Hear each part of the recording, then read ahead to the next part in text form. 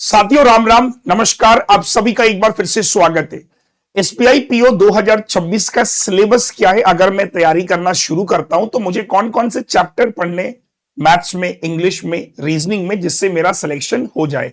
तो आज हम लोग इसी वीडियो पे बात करेंगे कि एसबीआई पीओ 2026 के लिए मुझे किन टॉपिक्स को पढ़ना है अगर मुझे प्री और मेंस क्वालिफाई करना है। तो चलिए बात करते हैं। सबसे पहले मैं आपको बताना चाहता हूं कि दोस्तों जो एसबीआई पीओ की कट ऑफ जाती है, अगर मैं लास्ट ईयर की बात करूं आपको, तो लास्ट ईयर प्री की कट ऑफ गई थी 66.75। ये कट ऑफ तब थी जब वैकेंसी 541 थी। इस बार वैकेंसी लमसम अराउंड 3 गुना है और मेंस की कट ऑफ गई थी 75 आउट ऑफ 250, जिसमें से 50 नंबर का डिस्क्रिप्टिव था। इस बार डिस्क्रिप्टिव 30 नंबर का है। तो आप देख सकते हो कि लास्ट ईयर कट ऑफ कितनी गई थी 66, वैकेंसी 541। इस बार जो मुझे उम्मीद है कट ऑफ की, वो 50 से 60 के बीच में रहने की उम्मीद है कि 50 से 60 के बीच में जनरल कैटेगरी की कट ऑफ बन सकती है। अब पढ़ना क्या है सर अगर इतने नंबर लाने, तो आइए वन बाय वन समझते हैं। सबसे पहले मैं इंग्लिश की बात करता हूं। इंग्लिश में मेरे दोस्तों ये टॉपिक्स हैं जो कि आपको पढ़ने हैं इंग्लिश के लिए। ठीक है, एक मिनट। चलिए, तो इंग्लिश में आपके ये टॉपिक्स होते हैं जो आपको पढ़ने, जिसमें reading comprehension, error detection, phrase replacement, word association, sentence improvement, para jumble, cloze test, spelling error, fill in the blanks, column based filler, sentence connector, word replacement, word usage, sentence rearrangement और sentence completion. अगर आप देखोगे कि English जो यहां पर पूछी जाती है वो एक लैंग्वेज है बेसिकली, है ना। तो इसमें ज्यादातर जो आप देखोगे कॉम्प्रीहेंशन का पार्ट ज्यादा मिलेगा आपको, जिसमें आरसी रीडिंग कॉम्प्रीहेंशन के ही कम से कम 8 से 9 क्वेश्चन आएंगे। 40 मार्क्स का है इंग्लिश, 3 से 4 क्वेश्चन आपको एरर के मिल जाते हैं। बल्क में इसमें एक बार जो क्वेश्चन पैरा जंबल के 5 क्वेश्चन मिल जाते हैं। कई बार सेंटेंस अरेंजमेंट मिल जाते हैं, जो कि मैंने आपको बोला, सेंटेंस इंप्रूवमेंट मिल जाते हैं।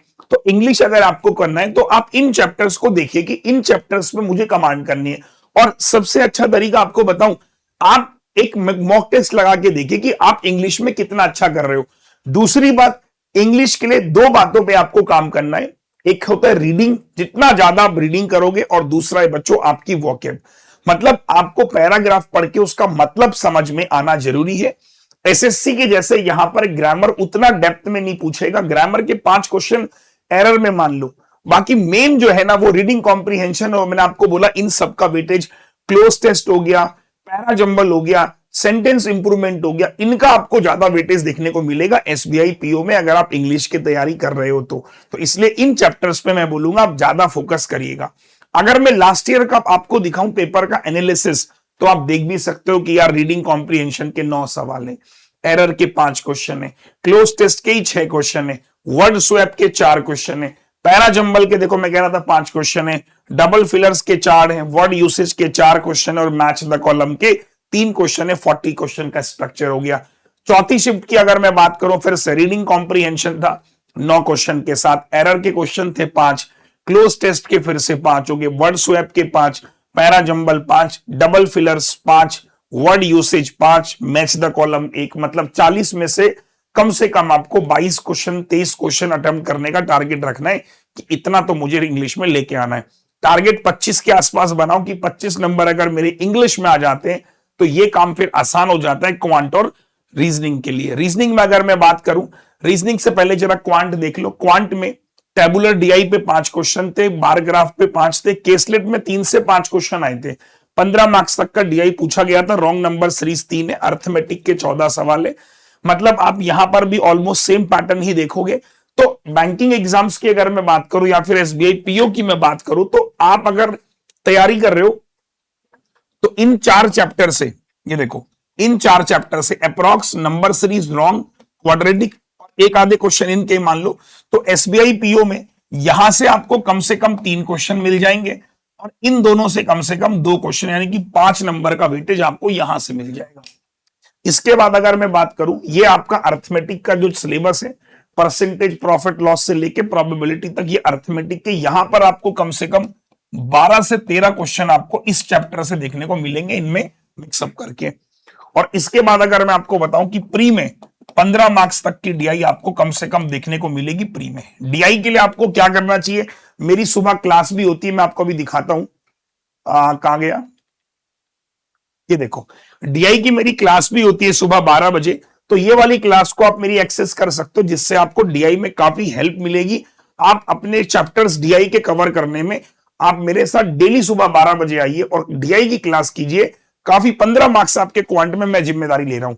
अगर मैं बात करूं रीजनिंग का, तो रीजनिंग का आप देखोगे लास्ट ईयर क्या क्या क्वेश्चन पूछा गया था। पजल और सिटिंग अरेंजमेंट मिला के ही आपके 25 क्वेश्चन बन जाते हैं। ये देखो, तो कोई रीजनिंग में बोलेगा तो पैरेलल रो, ये देखो सिटिंग अरेंजमेंट का क्वेश्चन है, ये पजल का क्वेश्चन है, ये भी पजल है, ये भी पजल है और ये भी पजल है। तो आप देख सकते हो पजल और सिटिंग अरेंजमेंट के मिला के कितने क्वेश्चन हैं बच्चों, आप देख पा रहे हो 25 क्वेश्चन आपके इसके हैं। 3 नंबर का डायरेक्शन था और 2 नंबर का, यानी कि 30 में से 25 सवाल केवल पजल के हैं।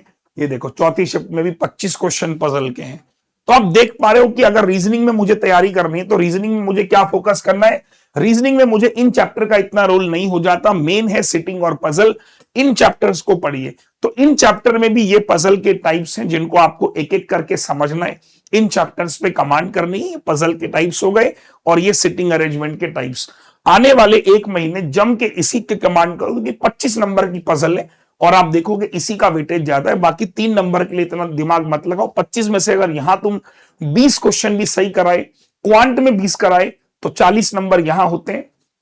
25 नंबर अगर तुम इंग्लिश में ले आते हो, 65 नंबर होते हैं, जो कि आराम से कट ऑफ निकाल देंगे तुम्हारी। ठीक है, अब आपके मन में सवाल होगा कि सर अगर मुझे चैप्टर पढ़ने हो तो मैं कहां पढ़ूं। सोर्सेस बहुत सारे होते हैं, यूट्यूब से आप कर सकते हो, बट मैं मानता हूं थोड़ा डिस्ट्रैक्शन होता है, कई बार ऐड चल जाते हैं, बीच में प्रॉब्लम्स होती है। तो आप अगर इन सबसे बचना चाहते हो तो एसबीआई पीओ के लिए हमारा एक डेडिकेटेड बैच है जिसका नाम है एलीट बैच, जिसका प्री और मेंस हम लोग इससे कराएंगे और इसका जो प्राइस मिलेगा वो 999 है। क्लास आज से शुरू हो चुकी है, 22 जून से ज्वाइन कर लीजिए। इसमें प्री भी पढ़ाया जाएगा, पूरा मेंस भी पढ़ाया जाएगा। इसी बैच में टेस्ट सीरीज भी इंक्लूड है, तो सब कुछ इंक्लूड है। और बाकी जिनके पास बैंक महापैक है उनके लिए एलीट बैच फ्री है। तो मैं भी आपको बोलूंगा कि आप इंडिविजुअल बैच ना लेके बैंक महापैक लिया करो। अभी ऑफर चल रहा है डबल वैलिडिटी का, 2000 में 2 साल की वैलिडिटी मिल रही है, जिसमें सारे लाइव और रिकॉर्ड बैच मिल जाते हैं, टेस्ट सीरीज मिल जाती है, पीडीएफ कोर्स, ई बुक, एवरीथिंग। चारों टीचर का सब्सक्रिप्शन भी इसके अंदर कवर है, एलीट बैच भी इसके अंदर कवर है। भविष्य में कोई नोटिफिकेशन गिरेगा वो भी इसके अंदर कवर होगा। तो आप बैंक महापैक लेते हो 2000 का, तो इसमें 2 साल तक सारे बैचेस मिलेंगे आपको, सारे एजुकेटर के। केवल एसबीआई पीओ पढ़ना है तो भाई 999 का आप ले सकते हो। कॉल आपकी, अगर आपको कोई दिक्कत परेशानी आए तो मैं आपको दिखा भी दे रहा हूं, इस नंबर पे आप कॉल कर लीजिएगा, टीम आपको हेल्प कर देगी। कहीं पर भी कोई दिक्कत परेशानी आती है, इस नंबर पे आप कॉल कर लीजिएगा। ठीक है दोस्तों, चलिए that's all from my side, thank you so much. चलिए थैंक यू सो मच। बाकी फ्री क्लास सुबह 12 बजे जरूर देखने आइए। 12 बजे इसी चैनल पर आपको मेरी फ्री क्लास मिलती है डीआई की। देखो डीआई में 15 मार्क्स का वेटेज है, मैं जिम्मेदारी ले रहा हूं कि आने वाले 10 दिनों में ये 15 मार्क्स तुम्हारे सिक्योर कराऊंगा। ठीक है, चलो थैंक यू सो मच, जय हिंद, बाय।